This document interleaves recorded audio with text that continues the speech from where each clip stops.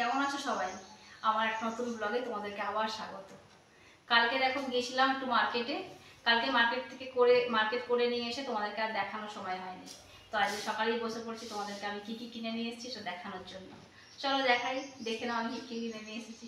প্রথমেই বলি, আমার মেয়ের কলেজ 1 তারিখ থেকে 1 জুলাই থেকে শুরু। তো ওর বর্ষার কোনো জুতো ছিল না, বুট পরেই যেত, কলেজের বুট পরে। তো বর্ষা এত ভীষণ এবারে বর্ষা পড়েছে যে বর্ষা জুতো না হলে চলছে না। মেনলি বর্ষার জুতোটা কেনার জন্য গিয়েছিলাম। তো মার্কেট যখন গিয়েছি কিছু কিছু জিনিস বাড়িরও কিনে নিয়ে চলে এসেছি। চলো দেখাই তোমাদের কি কিনে নিয়ে এসেছি, ঠিক আছে? প্রথমেই দেখাই আমার মেয়ের জুতোটা।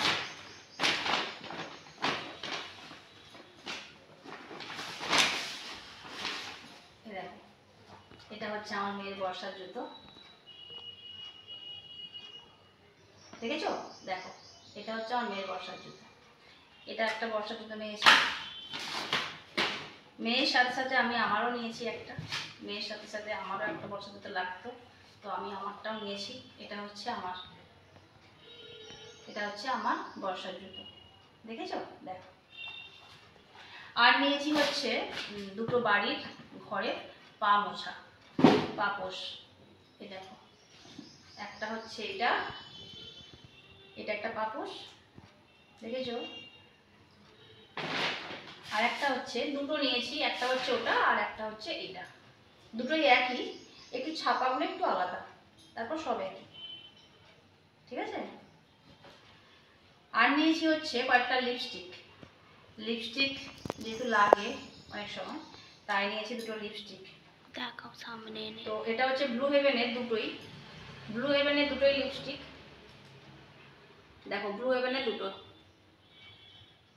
একটা হচ্ছে মেরুন কালার, এই যে, আর একটা হচ্ছে এই যে পুরো নিউড কালার, দেখেছো? আর একটা নিয়েছি, যে আরো দুটো নিয়েছি। একটা লিপস্টিক যেটা হচ্ছে ফেসেস কানাডার, এইখানে দেখো লেখা আছে ফেসেস কানাডার। এটা হচ্ছে লিকুইড লিপস্টিক, এটাও ম্যাট।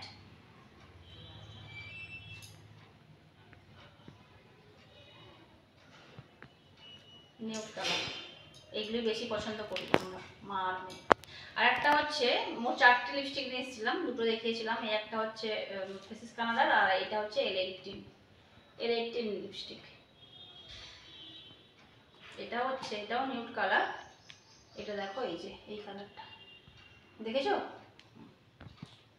আর একটা জিনিস নিয়েছি, যেটা হচ্ছে স্ট্রেটনার, আইকনিক স্ট্রেটনার।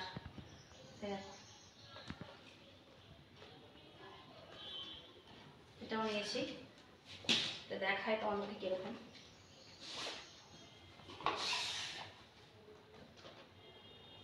দেখো,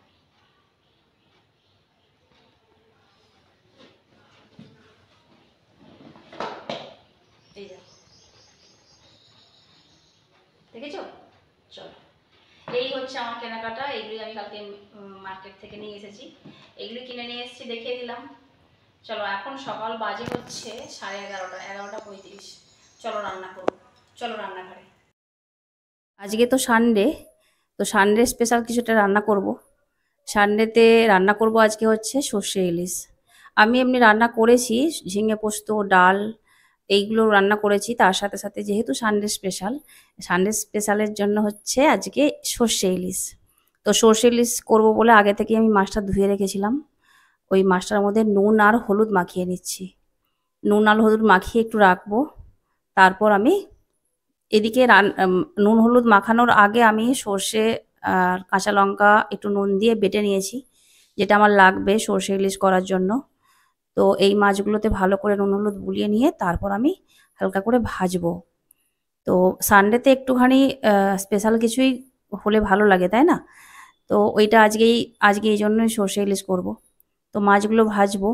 কড়ার মধ্যে একটু হালকা তেল দিয়েছি, কারণ আমি বুঝতে পারছিলাম না মাছ থেকে আদৌ তেল বেরোবে কি বেরোবে না।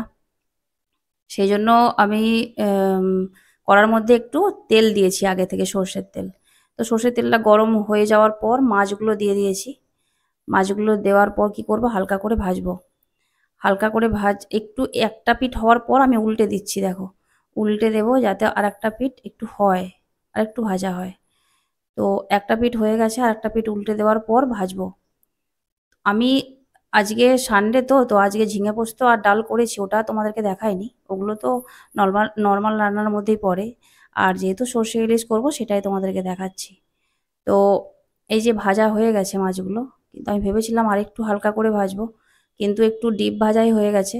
সর্ষে ইলিশ মাছ সাধারণত হালকা করে ভাজলেই টেস্ট বেশি লাগে, খেতেও বেশি টেস্টি হয়। তো মাছগুলো আমার ভাজা হয়ে গেছে, আমি তুলে নিচ্ছি।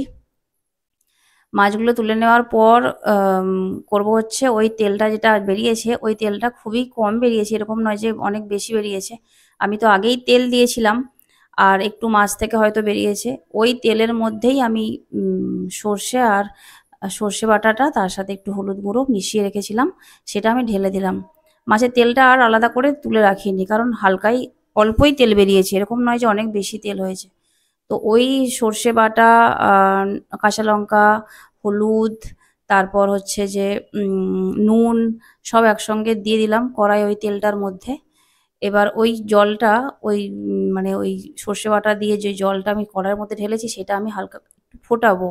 একটু ফুটে এলে তারপর মাছগুলো ঢালবো, কারণ একটু ফুটে এলে মাছগুলো ঢাললে মাছগুলো অতটা বেশি নরম হয় না। খুব বেশি নরম হয়ে গেলে আবার খেতে ঠিক ভালো লাগে না। হালকা হালকা অল্প একটু মাছটার রসটা ঢুকবে মাছের মধ্যে, ওই জুসটা ঢুকবে, তারপরে আমি ব্লগটা এখানেই শেষ করলাম। যদি ভালো লাগে আমার ব্লগ তাহলে লাইক কমেন্ট শেয়ার করো, আর দেখা হবে নেক্সট ব্লগে। টাটা।